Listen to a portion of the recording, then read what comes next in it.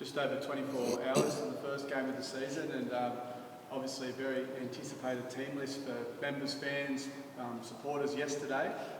Quite a number of decisions that you had to make around the team. Can you talk us through some of those, particularly around key positions? Look, it was the pressure was on me because of the quality of the standard of our off-season. Each individual we brought into the squad, whether they're trial trained players, development players, or our new recruits, have all got ability. It's a very, very talented squad of depth, and the quality of the training that we've had over the last 3.5, 4 months has put the pressure on me in regards to picking the first team. There's a number of players in our youth, some of our senior players that haven't been picked in the first 17 that will play NRL. When, I don't know, but they're NRL players. For a guy like Ethan Strange, how important was it to get him that debut at the back end of last year to prepare him for a moment like this? Yeah, it went through my mind last year that I could have went another way, but I thought I'd break the ice with Ethan, and I put him outside Jack Whiten, and he had experience around him.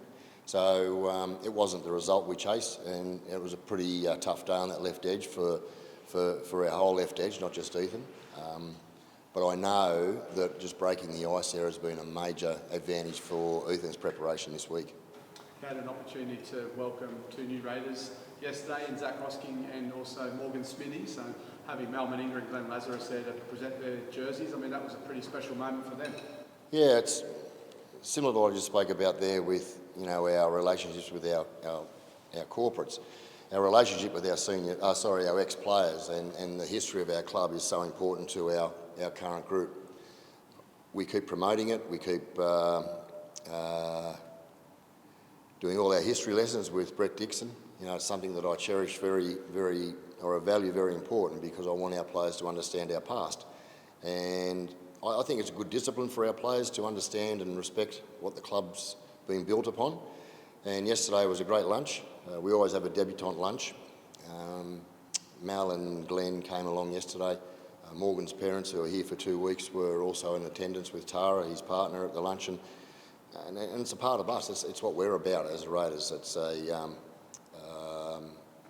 But it's now our turn, and the current players have got a job to do. Bit of irony in the fact that we pick up where we left off last year. We played the Knights on their turf in Newcastle. Last year, going into that game, nobody gave the Raiders a chance, and we're sensing a little bit of that again. What can we expect from the team when they take the field tomorrow night? We basically built our off-season off that game. I thought it was a wonderful game of courage. We had a number of players who were out through injury and or suspension. We had some bad luck in that game where things didn't go our way with the flow of football, and I thought we were very courageous. It was a great performance, and we basically built our whole off-season off the back of that performance.